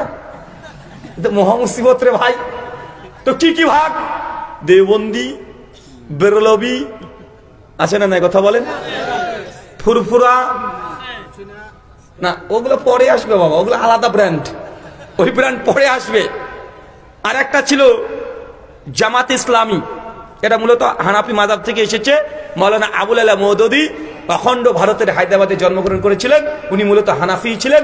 রাসালে মাসালে তিনি স্বীকারও করেছেন 2য় খণ্ডে যে ফিকার দিক থেকে আমি হানাফি মাযহাবকে ফলো করি। আল্লামা দেলোয়ার হোসেন সাঈদী রাহিমাহুল্লাহ তিনি কোন মাযহাব ফলো করতেন ফিকার দিক থেকে? হানাফি। ফিকার দিক থেকে কি? হানাফি। হ্যাঁ, আকীদার দিক থেকে জামাতরা অনেক ক্ষেত্রেই আহলে হাদিসের আকীদা অনেকে লালন করে, নির্দিষ্ট কোনো আকীদা তাদের গ্রন্থ নেই, তবে অনেক ক্ষেত্রেই আহলে হাদিসের যে আকীদা তাওহীদ শিরক বিদআতের ব্যাপারে এই আকীদাকে লালন করে। কিন্তু ফিকহের ক্ষেত্রে অধিকাংশ ক্ষেত্রে হানাফি মাযহাবকে তারা ফলো করে, করে কি করে না? তো উনি যখন বলছেন যে দেখেন আমাদের হানফি মাযহাবের মধ্যে 4টে ভাগ আছে, তো আসলে যারা বেরলভি, যারা সিন্নি খায়, সিন্নি মানে বুঝেন তো আবার, মানে জিলেপি খায় যারা, ওরা আসলে নবীকে নূরের তৈরি বলে, আর আমরা যারা দেওবন্দি আছি আমরা তাদেরকে নবীকে মাটির তৈরি বলি। এখান থেকে এই কোরআনের আয়াত, এই কোরআনের আয়াত, এই এখন আয়াত শোনাতে শুরু করেছে, আয়াত বলে চলে যাচ্ছে যে দেখেন কোরআনের সূরা কাহাফের 110 নম্বর আয়াত, মুহাম্মদ সাল্লাল্লাহু আলাইহি ওয়াসাল্লাম প্রসঙ্গে আল্লাহ বলতে বলেছেন, কুল ইন্নামা আনা বাশারা মিসলুকুম, বলো নবী তুমি আমাদের মতোই মানুষ। সূরা সুয়াদের 71 নম্বর আয়াত, বাশারা খলাকা মিনাত তিল, আমি মানুষকে তৈরি করেছি মাটি থেকে। এখন ওই নবমুসলিমকে বুঝিয়ে দিয়েছে হুজুরে, আচ্ছা ঠিক আছে বুঝে নিয়েছে যে নবীকে মাটির তৈরি বলতে হবে, চাচা কিসের তৈরি বলতে হবে। এখন নবমুসলিমটা বুঝে গেছে, আলহামদুলিল্লাহ কোনো সমস্যা নাই। আবার চলে গেছে 10 দিন 12 দিন পরে হঠাৎ করে বক্তব্য চলছে, একদম ভোলা ভোলা মানে বুঝেন তো আবার, হ্যাঁ চরমনে পীর সাহেবের একদম কঠিন আলোচনা চলছে, একদম রক্ত গরম করে বক্তব্য চলছে। আর ওই বক্তব্যের মধ্যে বলছেন, শোনেন যার পীর নেই তার পীর শয়তান, পীর ধরা ফরজ। এই বেচারা আবার বিপদে, আরে আমার তো পীর নাই, তাহলে এবার আমি কি কাফের থেকে শয়তান হলাম? এবার আমি কোথায় যাই? ইমাম সাহেব ছুটে চলে যায়, ইমাম সাহেব দেখেন পীর সাহেব কি বলে, বলে যার পীর নাই তার পীর নাকি শয়তান, জান্নাত যেতে হলে পীর ধরতে হবে, আমার তো পীর নেই আমি কি করব? মহা মুসিবত। বলছে বাবা দেখো ঠিকই বলেছে, আসলে আসলে এই আমরা যেটা মানি মুসলমান যেটা না, তো আমরা এটা তো শরীয়ত মানি, কিন্তু ইসলামের 4টে তরিকা আছে। কয়টা তরিকা আবার? তো কি কি তরিকা? শরীয়ত, মারিফত, হাকিকত, আছে না ভাইজান? লে ঠেলা বুঝে গেল, ও আবার বিপদে। তো বলেন তো একটা ইসলামকে ভাগ করেছে কয় ভাগে? আবার বলছে শুধু শরীয়ত না, মারিফতের মধ্যে আবার 4টে পথ আছে। কটা আছে মারিফতে? মারিফতের 4টে পথ কি? চিস্তিয়া, কাদরিয়া, নাকশবন্দিয়া, মুজাদ্দেদিয়া, আছে না নাই কথা বলেন? আবার চিস্তি তরিকায় 3টে ভাগ আছে, চিস্তি সাবেরি, আছে না ভাইজান? এমনি মহা মুশকিলে যাবে কোথায় মানুষ? ইসলাম কবুল করে বিপদ দেবো? আরে ও তো জাহান্নামে তে বাঁচার জন্য ইসলাম কবুল করেছে, ও তো মুসলমান হতে চেয়েছে, ও তো মাঝাবি হতে চায় নাই, ও তো চিস্তি হতে চায় নাই, ও তো মুহাম্মদ সাল্লাল্লাহু আলাইহি ওয়াসাল্লাম কালেমা পড়েছে, মুসলিম হয়েছে। তুই কতজনের কালেমা পড়াবার তাকে দেখেন ইসলামকে কিভাবে ভাগ করেছে, কত ভাগে ভাগ করেছে। এত কিছু হলো তো হলো, সবই ঠিক আছে, ঠিক আছে তাহলে চিস্তি তরিকাটাই মানি। ওই যে মানুষ সমস্যা নেই। এখন চিস্তি তরিকা, এখন খাজা মুঈনুদ্দিন চিস্তি রহিমাহুল্লাহ, উনি 800 বছর আগে মারা গেছেন ভারতে আজমিরে। তাদের ভাষায় মাজার আছে, মানে কবর সেখানে আছে। আর চিস্তি রহিমাহুল্লাহর কাছে গিয়ে তার বায়াত করতে পারছে না। ওই যেমন তুমি চিস্তি তরিকা মানবে ঠিক আছে, কিন্তু এই তরিকার মধ্যে পীর আছে, লোকাল পীরের কাছে একটু বায়াত হতে হবে। কোথায় বলেন? লোকাল পীর। এবার আসছে কি দেখেন, চরমনাই, ইনাদপুরি, জৌনপুরি, রাজারবাগি, ফুলতলি, দেওয়ানবাগি, আটটসি, শারসিনা, মাঝভান্ডারি, আছে না কথা বলে নেন ঠেলা। আবার এক পীর আর এক পীরকে বলে গোমরা, পথভ্রষ্ট। মাঝভান্ডারা বলে চরমনাই গোমরা, চরমনাইকে মাঝভান্ডারা বলে গোমরা, দেওয়ানবাগিকে আটটসি বেদাতি বলে, আবার আটটসিকে বেদাতি বলে দেওয়ানবাগিরা, আছে না নাই? তাই এক ইসলামকে ভাগ করবে কত কত ভাগ করবে? একজন অমুসলিম ইসলাম যে গ্রহণ করবে, মুসলমানের চরিত্রের জন্য ইসলামে এসে তারা আবার বিভ্রান্ত হয়ে যায়, কোন পথে যাব? আছে না নাই? আরে মুসলমান আমরা আহলুল হাদিস, আমরা শুধু দাওয়াত দিই মানুষকে যে আমাদের কোনো পীর নেই, আমরা কোনো মাযহাবের তাকলিদ অনুসরণ করি না। তুমি হয়েছে মুসলমান, তুমি মুসলিম থাকো, একমাত্র তুমি যে কালেমা পড়েছো লা ইলাহা ইল্লাল্লাহ মুহাম্মাদুর রাসূলুল্লাহ, তুমি এই কালেমা পড়ে আনুগত্য করো, অনুসরণ করো, এক আল্লাহর ইবাদত করবে। মাঝখানে কোন দালাল যেন না চলে আসে তোমার মধ্যে। তুমি নামাজে বলছো ইয়াকা না'বুদু ওয়া ইয়াকা নাস্তাইন, আল্লাহ আমি তোমারই ইবাদত করি, তোমার কাছেই চাই। আবার তুমি মাজারে গিয়ে বলছো ইয়া গাউসুল আজম মাদাদ, কোন লজ্জায় তুমি বলো? এখনই কি বলেছো? ইয়াকা না'বুদু ওয়া ইয়াকা নাস্তাইন, আল্লাহ আমি তোমারই ইবাদত করি আর তোমার কাছে চাই। মাজারে গিয়ে বলছে গাউসুল আজম মাদাদ, মানে হে বড় পীর আব্দুল কাদের জিলানী, তোমার নাম নিলে আগুন হয়ে যায় পানি। বাবা 5 বছর হয়েছে বিয়ে, আমার সন্তান হয় না, আমার স্ত্রীর সন্তান হয় না, বাবা তুমি একটা সন্তান দাও, তাহলে 2খানা খাসি তোর মাজারে দিয়ে যাব। আছে না নাই কথা বলেন? এর মাঝখানে দালাল ঢুকেছে। কি ঢুকেছে? দালাল ঢুকেছে। এগুলো তুমি দালালই বলবো, এটা দালাল। এটা আল্লাহর সঙ্গে বান্দার সঙ্গে ডাইরেক্ট কানেকশনের মাঝখানে একটা ভাইয়া একটা দালালি করছে। আর মুসলমানকে বলছে দেখো বান্দা তুমি এত পাপ করেছো, এত গুনাহ করেছো, তুমি এত গুনাহগার বান্দা, তোমার দোয়া আল্লাহ সরাসরি শুনবে না, এই জন্য একটা হাক্কানি পীরকে ধরতে হবে, পীরের ওসিলা দিয়ে দোয়া করলে আল্লাহ ডিরেক্ট তোমার দোয়া কবুল করে নেবে। আছে না নাই?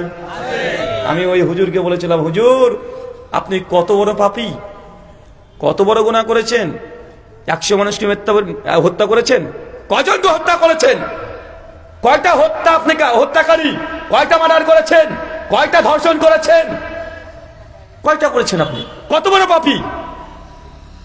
আপনি কি ইবলিশ শয়তানের চাইতে খারাপ? ইবলিশ শয়তানের চাইতে খারাপ আপনি? হ্যাঁ, আপনি বলতেন ভাই আপনি কেন কথা বললেন? আমি সেই ব্যক্তিকে বলেছিলাম যে ভাইজান, সূরা আরাফ 14 থেকে 20 নম্বর আয়াত, আল্লাহ সুবহানাহু ওয়া তাআলা ঘটনা তিনি জানাচ্ছেন আমাদেরকে। যখন জান্নাতে আদম হাওয়া এই টুটি করে ফেললেন, আল্লাহ বলেন আদম হাওয়া জান্নাত আর চলবে না, দুনিয়াতে যেতে হবে। এবার শয়তান ইবলিশ তোকে জান্নাতে যেতে হবে, জাহান্নামে দুনিয়াতে যেতে হবে। এই কথা বলার পরেই ইবলিশ, ও তো খুব খাটাস, খাটাস না, খুব খাটাস, বুদ্ধি প্রচুর বেটা, বয়স মেলা তো, মানুষের বাচ্চা 60-70 বছর বয়স পায়, কিন্তু ইবলিশ শয়তান বেটা কবে যে জন্মগ্রহণ করেছে এখনো মরেই নি। মানে ওর বুদ্ধি কি আমাদের চেয়ে কম হবে না বেশি হবে? মানে ওর আরে ভাই যত বুদ্ধি বয়স হবে ততই তো বুদ্ধি হবে, হবে না? তো আমরা জন্মগ্রহণ করেছি মাত্র 30 বছর আমার বয়স, এর সর্বোচ্চ 70, 80, 90, 100 বছর বয়স পাওয়া যাবে। তো ও তো কবে যে জন্ম হয়েছে রে বাবা, এখনো প্রতিদিন জ্ঞান অর্জন করছে, জ্ঞান অর্জন করছে, জ্ঞান অর্জন করে করে মানুষকে কেউ বিভ্রান্ত করতে পারে, সে পরিকল্পনা দিন রাত সে চালিয়ে যাচ্ছে। আল্লাহকে বলছে আল্লাহ এই আদমের জন্য তো আমি তো ধ্বংস হয়ে গেলাম, আদমের জন্য আমাকে দুনিয়াতে চলে যেতে হচ্ছে। তো আল্লাহ শেষবারের মতো তোমাকে একটা দোয়া করবো, একটা প্রার্থনা চাই, তুমি আমাকে দিবে? আল্লাহ বলছে শেষবার, যা কি চাইবি চা। কি চেয়েছিল চাচা? আদমের বাচ্চার শরীরে যেন আমি রগে রগে চলতে পারি, রক্তে রক্তে শিরায় শিরায় তার ডিএনএর মধ্যে যেন প্রবেশ করতে পারি, তুই সে ক্ষমতা আমাকে দাও। চাচা এই ইবলিশ শয়তানের দোয়া আল্লাহ কবুল করেছে কি করেনি? আল্লাহ যদি শয়তান ইবলিশের দোয়া কবুল করতে পারে, আপনি কত বড় পাপী যে আল্লাহ আপনার দোয়া কবুল করবে না? সহিহ বুখারী 2234 নম্বর হাদিস, কিতাবুল আম্বিয়াতে আসছে। আল্লাহ নবী বনী ইসরাইলের একজন ব্যক্তির ঘটনা বর্ণনা করছেন, যে একজন মানুষ, তার নাম হাদিসে উল্লেখ নেই, বনী ইসরাইলের কোন এক ব্যক্তির কথা নবী সহিহ বুখারীর বর্ণনা। ও 99 জন মানুষকে মেরেছে। কয়জন চাচা? 99, 99টা মানুষকে হত্যা করে একটা মুন্ডু নিয়ে হেঁটে চলে যাচ্ছে। একজন ইহুদি আলেমকে পেয়েছে, আলেমকে গিয়ে বলছেন যে পাদ্রী আলেমজি, আপনি যে ঈশ্বরের উপাসনা করেন বলেন তো, আমি এই মুহূর্তে 99 জন মানুষকে হত্যা করেছি, আপনার রব, আপনার প্রতিপালক, আপনার ঈশ্বর আমাকে কি ক্ষমা করবে? আমি 99টা মানুষকে হত্যা করেছি। ইহুদি আলেমটা বলছে বাপ রে বাপ, 99টা মানুষকে মেরে দিয়ে আবার হত্যা, তাকে ডিসএগ্রি করে দিয়েছে। উনি তখন বলছেন হত্যাকারী যে মার্ডার করেছে, যে বেটা আমার যদি ক্ষমা না হয় তোর বেঁচে থেকে লাভ নাই, ওকে মেরে দিয়েছে, একদম 100 সেঞ্চুরি করে দিয়েছে। 100 জনকে মেরে দিয়ে মুন্ডু নিয়ে ছুটছে, হেঁটে চলে যায়। আরেকজন আবেদকে পেয়েছে, আরেকজন ব্যক্তি যে ইবাদতরত অবস্থায় আছে, তাকে কে বলছে এই আপনি যে রবের উপাসনা করছেন, যে আল্লাহর ইবাদত করেন, আপনি বলেন তো আমি এই মুহূর্তে 100 জন মানুষকে হত্যা করেছি, আপনার আল্লাহকে আমাকে ক্ষমা করবেন? উনি সঙ্গে সঙ্গে মুসনাদ আহমেদে বর্ণনা, উনি বলছেন তুমি বলো কি আল্লাহ তাওয়াবুর রহিম, যে তওবা করে আল্লাহ তাকে পছন্দ করে, আল্লাহ গাফফার, আর আল্লাহ তো ক্ষমাকারীকে পছন্দ করে। তুমি অবশ্যই রবের কাছে যে তওবা প্রার্থনা করো, আল্লাহ তোমাকে ক্ষমা করে দেবে। যেই কথা বলেছে সঙ্গে সঙ্গে তাকে পরামর্শ দিয়েছে, শোনো তুমি যে গ্রামে থাকো ওই গ্রামে আর ফিরে যাবে না, ওখানে মানুষটা খুব খারাপ, ওই গ্রামে চলে যাও। দেখুন কিছু মানুষ আছে যারা ইবাদত করছে, বান্দেগী করছে, তাদের সঙ্গে তুই ইবাদতে মগ্ন হয়ে যাও, তোমার গ্রামে তুমি আর ফিরে যাবে না। মানে খারাপ সঙ্গীকে বর্জন করতে হবে। কি করতে হবে? খারাপ সঙ্গীর সঙ্গে চলে যাবে না, ওই ভালো ব্যক্তির কাছে তুমি চলে যাও, ওই গ্রামে চলে যাও। কোন হাদিস আমি অনেক খুঁজেছি, কোন হাদিসের থ্রুকে এই শব্দ আমি পাই নাই যে ওই ব্যক্তি যে তওবা করেছে, তওবা শব্দ মজুদ নাই, তওবা করে নাই, শুধু অন্তর থেকে অনুশোচনা হয়েছে। না, রব একজন আছেন, আল্লাহ আছেন, আমি ভুল করেছি স্বীকার করছে অন্তর থেকে, শুধু অন্তর অনুশোচনা হয়েছে যে না আমি ক্ষমা চাইবো, এখন চাই নাই, কিন্তু অন্তর তার ক্ষমার জন্য ধাবিত হচ্ছে, ক্ষমা চাপবে, জবান দিয়ে এখনো বলেনি। হাঁটা শুরু করেছে ওই গ্রামের দিকে, ভালো গ্রামের দিকে হাঁটা শুরু করেছে। আল্লাহ সুবহানাহু ওয়া তাআলা টেস্ট করার জন্য আসমান থেকে মালিকুল মউতকে দিয়ে একদম ওকে তুলে নিয়ে চলে গেছে। রূহ মৃত্যুবরণ করেছে রাস্তায়। দুইজন ফেরেশতা চলে এসেছে, একটা হচ্ছে রহমতের ফেরেশতা মানে জান্নাতে নিয়ে যাবে, আর যেটা আযাবের ফেরেশতা। দুজন ফেরেশতা সাহেবের টানাটানি, যিনি জাহান্নামে নিয়ে যাবে আযাবের ফেরেশতা ওকে ধরে বলছে জাহান্নামে নিয়ে যায় মালটাকে, যা খবরদারকে জাহান্নামে যাবে না। বুঝাই 100টা মানুষকে হত্যা করেছে, বলো কি তুমি? দুজনের মধ্যে বাকবিতণ্ডা শুরু হয়ে গেছে। উনি তখন বলছেন জান্নাতের ফেরেশতারে, এ তো তওবা করেছে, এ তো ক্ষমা চেয়েছে, বোঝারে এ তো কোনো নেকি করেনি, 100টা মানুষকে শুধু হত্যা করেছে, আমলনামায় তো কোনো নেকি নেই। বিপদ শুরু হয়ে গেছে। আল্লাহ তৃতীয় একজন ফেরেশতাকে দুনিয়াতে পাঠিয়ে দিয়েছে, যাও তাদের বিবাদকে সমাধান করে দিয়ে আসো। তৃতীয় পক্ষ এসে বলছেন ঘটনা কি? এই ঘটনা। তিনি তখন বলছেন, দেখেন ওই ব্যক্তি যে অন্তর অনুশোচনা করলো, তারপরে ভালো গ্রামের দিকে গিয়েছে, খারাপ গ্রামে যায় নাই। কি বললাম বলেন তো ভাইজান? উনি ভালো গ্রামের দিকে হাঁটা শুরু করেছে। এখন দেখেন ওই হাঁটতে হাঁটতে ও কি বেশি অংশ গিয়েছে না কম অংশ, মানে আপনার ভাষাতে এখান থেকে ধরেন হাঁটা শুরু করেছে, ওই যে মসজিদ, ধরেন এই মসজিদটা হবে 200 হাত। এখন কতটা এই হেঁটে হেঁটে গিয়েছে? হাদিসের বর্ণনা যেটা আসছে মুসনাদ আহমদের, যে শেষ পর্যন্ত সে 1 বিঘত, মানে আপনার ভাষায় ধরেন 101 হাত ও চলে গেছে ভালো জায়গাতে। কথা বুঝতে পারলেন না? মানে টোটাল 200 হাতের রাস্তা, ও কতটুকু গিয়েছে? বেশি 1 হাত দিয়েছে। আল্লাহ সুবহানাহু ওয়া তাআলার চূড়ান্ত সিদ্ধান্ত, এই ব্যক্তিকে ক্ষমা করে দিয়ে আল্লাহ জান্নাত তার জন্য ঘোষণা করে দিয়েছেন। চাচা আপনি কত বড় পাপী, 100 জন মানুষকে হত্যা করেছেন, তাহলে আপনার জন্য দালাল লাগবে কেন মাঝখানে? কেন দালালকে ওসিলা বানাবেন আপনি? আপনি বলছেন ইয়াকা নাবুদু, আল্লাহ আমি তোমার ইবাদত করি, ইয়াকা নাস্তাইন, আল্লাহ আমি তোমার কাছে শুধুমাত্র সাহায্য চাই, এই কথা বলে মাজারে আপনি পীর বাবার কাছে চাচ্ছেন। কুষ্টিয়াতে আছে আপনাদের ন্যাংটা, কি বাবা? ন্যাংটা বাবা, প্রত্যেক বছরে কোটি কোটি টাকা তার ওই বক্স থেকে বের হচ্ছে না। চিন্তা করেছেন? আপনারা বলছেন যে হুজুর দেখেন পীর সাহেবের যদি এরা যদি হক নাই হবে, তো পীররা এত কারামত দেখায়, পীরদের এত কারামত দেখে না পীররা? বলছে আমার পীর যেমন তেমন পীর নাকি রে বাবা। হাসান রাবিয়া বসরির সঙ্গে লেখা আছে যে রাবিয়া বসরি একদিন জায়নামাজের উপরে দাঁড়িয়েছে, আর জায়নামাজ উঠতে উঠতে উঠতে উঠতে নিয়ে চলে গেছে। ওই আলিফ লাইলাতে দেখেন না, ওই আলিফ লাইলা স্টাইলে উঠতে উঠতে উঠতে চলে গেছে। এই যে পীর সাহেবের বুজুর্গি। আমি তখন বলেছিলাম যে ভাইজান আপনাদের এই বাংলাদেশে নাকি 10 লাখের কাছাকাছি পীর আছে, আর তাদের জীবনীতে কত যে কারামত লেখা আছে, মানে হাজার হাজার কারামতে লোড। তা আমি যা দেখেছি গবেষণা করে, পীরদের কারামত ততদিন পর্যন্ত ছিল যতদিন ক্যামেরা আবিষ্কার হয়েছিল না, ততদিন। ক্যামেরা আবিষ্কার হওয়ার পরে পীরদের কোনো কারামত চলে না, কোনো কারামত দেখতে পাওয়া যায় না। বাংলাদেশের 10 লাখ পীর সাহেব আছে, বেটা তুই একটা কারামত দেখা, এখন দেখাতে পারে? কথা বলেন। এই ক্যামেরা আবিষ্কার হয়ে যাওয়ার পরে জানি কি জানি পীরদের কারামত কোথায় উড়ে গেল। ছেলেদের হাতে হাতে মোবাইল চলে আসার পরে পীরদের কারামত যে কোথায় গায়েব হলে চলে গেল। কিন্তু এর আগে নাকি আপনাদের বড় পীর, হাক্কানে পীর, পাখা পীর, ওর কাছে নাকি এসে বাঘ নাকি সিজদা করেছে। কেন ওয়াজে শোনেন না? বেগুনের জিকির করা শোনেন নাই? বেগুনের জিকির করতো বাবারে। একদিন পদ্মার সামনে চলে আসলাম, গভীর রাত্রিতে, রাত 2টো, আকাশে ঝড় বৃষ্টি, মাঝখানে কোনো মাঝি নাই, নৌকা নাই, আমি ছিলাম পীরের সঙ্গে, রাস্তা পার হবো কিভাবে? পীরকে বললাম, পীর সাহেব বললেন রে বাবা, তাই বলে জায়নামাজটা পেতে দিলেন। মুরিদকে বলেন তুই চোখ বন্ধ কর। মুরিদ তখন চোখ বন্ধ করেছে। পীর সাহেব বলছে আল্লাহু আকবার, তারপরে জায়নামাজ উঠতে লেগেছে। পদ্মা পার, কি পার? কথা বলেন। পদ্মা পার। তো পীর সাহেবদের এত বুজুর্গি, এই পদ্মা থেকে ওই পদ্মা পার করে নিয়ে চলে যায়, কিন্তু ভোটের সময় এই ব্যালট ওই জায়গাতে যায় না কেন? একটু যদি পীর সাহেব একাই করে দিতেন, যে ব্যালট পেপার থেকে চেঞ্জ করে দিতেন, তাহলে তো গোটা বাংলাদেশে ইসলাম কায়েম হয়ে যেত। যেত কি যেত না?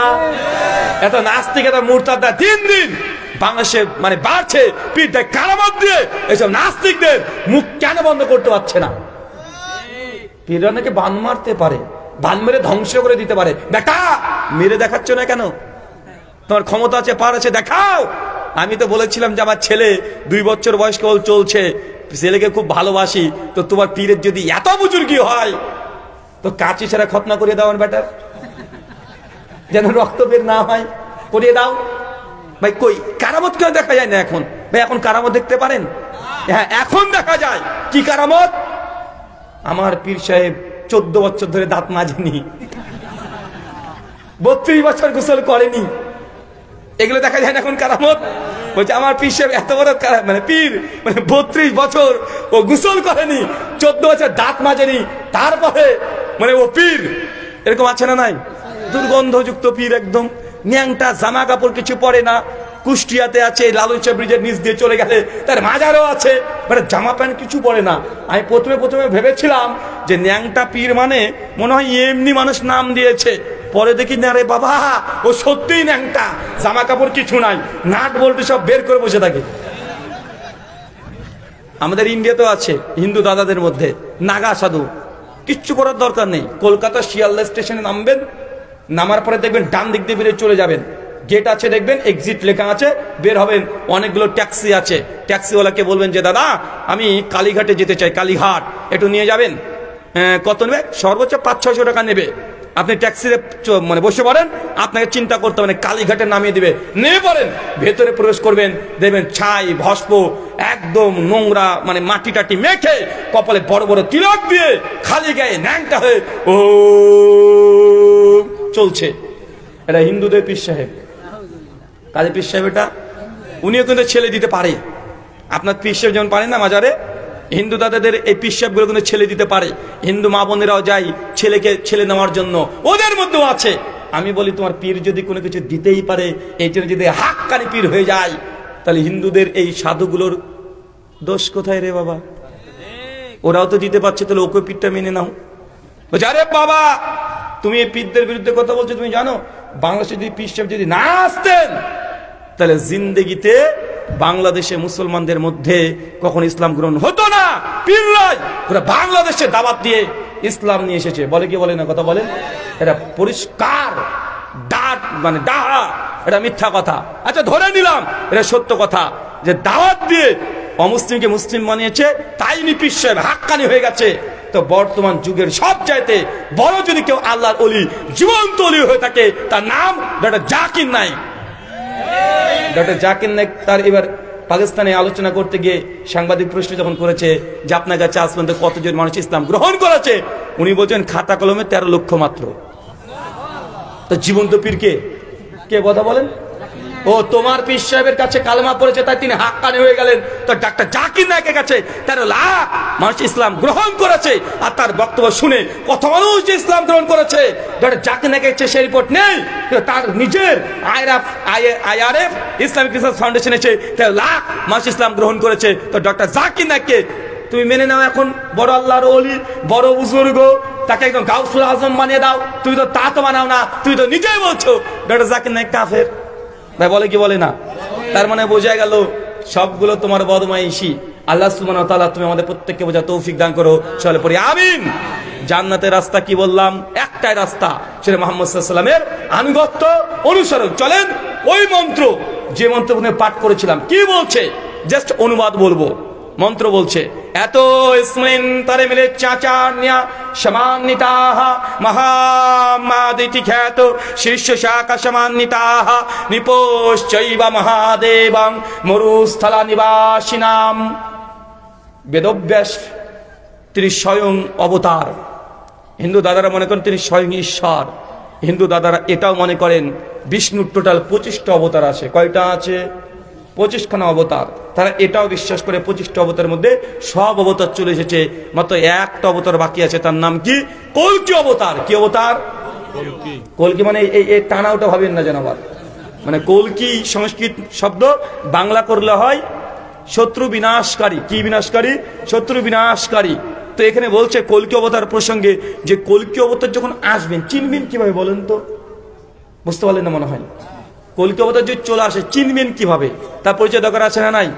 তো শাস্ত্রে তার ব্যাপারে আলোচনা করা হয়েছে যে কলিযুগে কল্কি অবতার ইনি আবির্ভাব হবেন। চিনবেন কিভাবে? বলছে এত স্মৃন্তরে মিলেচ্ছা আচান্যা সমান্বিতাহ।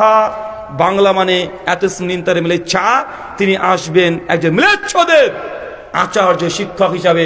যে কোনো হিন্দু পণ্ডিতকে জিজ্ঞেস করেন, পণ্ডিতজি এই যে মিলেচ্ছ শব্দটা আছে, মিলেচ্ছ মানে কি? মিলেচ্ছ কারা? জিজ্ঞেস করেন বলে দিবে, সম্ভবত বলতে চাইবে না। ম্লেচ্ছ বলতে আপনি কাকে বুঝেন, শুধু এই কথা হিন্দু পণ্ডিতজিকে জিজ্ঞাসা করেন, উনি বলতে চাইবে না। আর যদি বলে দেয় বলে ম্লেচ্ছ বলতে তোমরা মুসলিমরা ম্লেচ্ছ। কারা ম্লেচ্ছ? মুসলমানকে তারা ম্লেচ্ছ বলে, এতে শুনেন তারা ম্লেচ্ছ। ম্লেচ্ছের আরেকটা অনুবাদ ফরেনার, যিনি ভারতবর্ষী না, যিনি ম্লেচ্ছ দেশে বসবাস করে। বলছে একজন ব্যক্তি হচ্ছে তোমাদের মধ্যে আসবে, যিনি ভারতের বাইরে থেকে আসবে, আচার্য, তিনি আমার শিক্ষক। মুহাম্মদ সাল্লাল্লাহু আলাইহি ওয়াসাল্লাম শিক্ষক কি শিক্ষক নয়?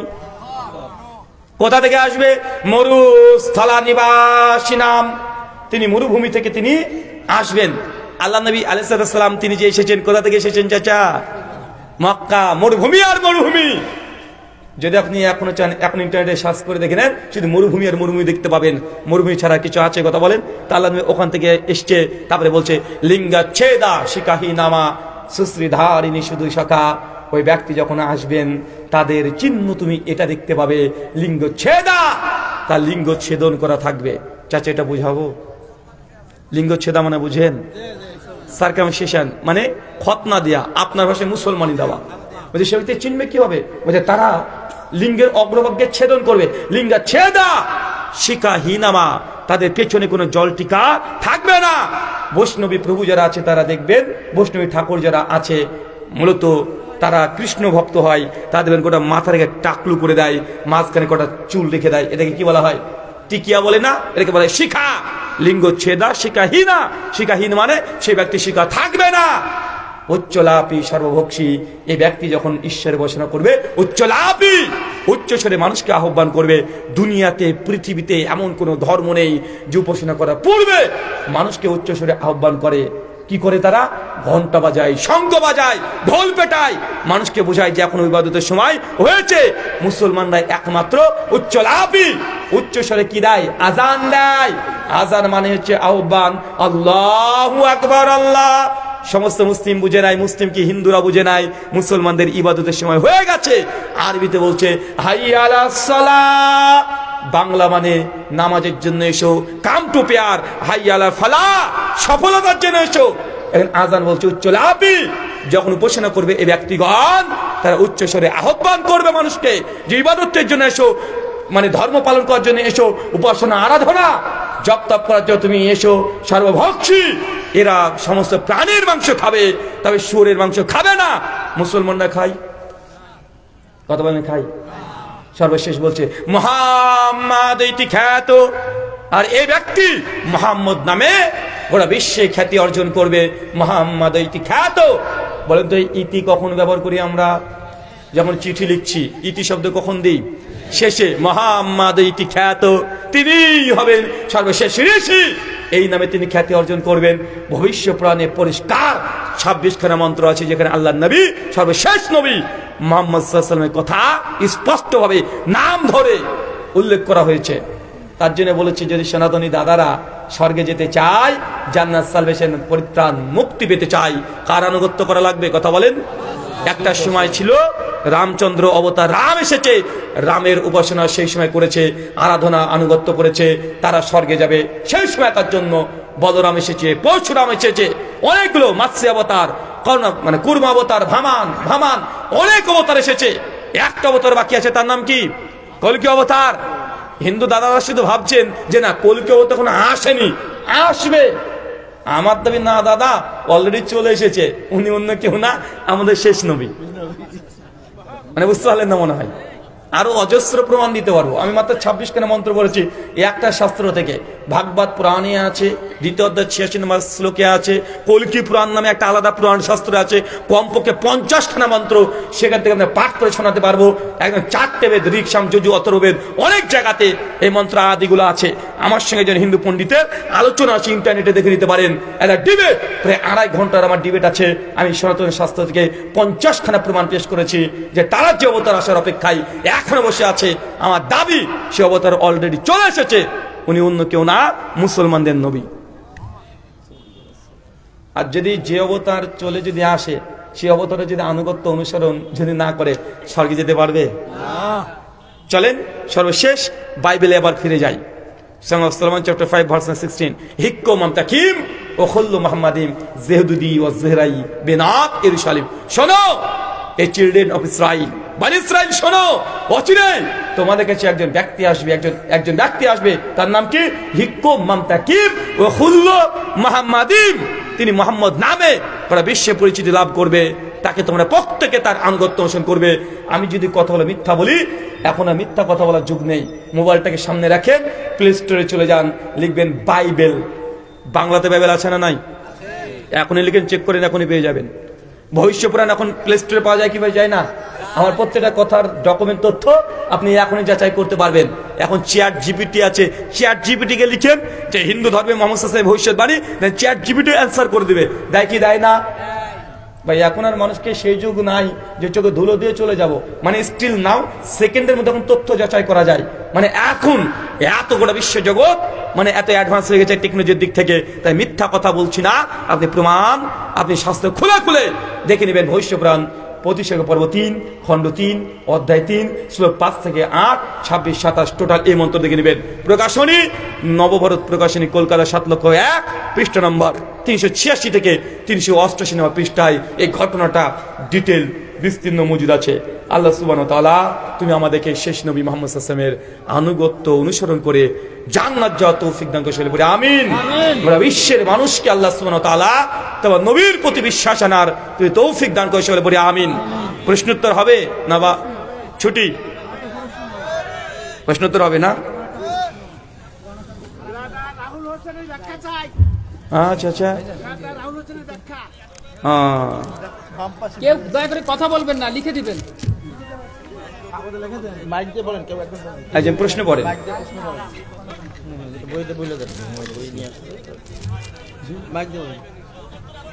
জামাত ইসলাম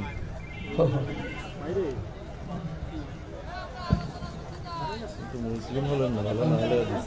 ভাই আপনারা তার একটু আলোচনা শুনতে পাচ্ছি। মুসলিম হলেন না, ভালো না হলে হাদিস। কে বুঝলাম আপনার কথা? ভাই আপনারা বলছি ভাই এই মাঝে আমাদের 5 মিনিট আলোচনা করা যায়, বলতে পাবলিক প্রশ্নোত্তরের মধ্যে ঢুকে যাবে। আয়াত পড়লেন অথচ আপনার নামটা বলুন ভাই। বুঝি না। আয়াত পড়লেন, ভাই, আয়াতের রস ভাই, পড়লেন না। ভাই, কোনটা বলেন? কোনটা বলেন? প্রথম তো আয়াত বললেন, কোনটা? সে আয়াত, মুসলিম যে আয়াতটা পড়লেন কোনটা ভাই বলেন? ভাই ভাই আপনি ওই যে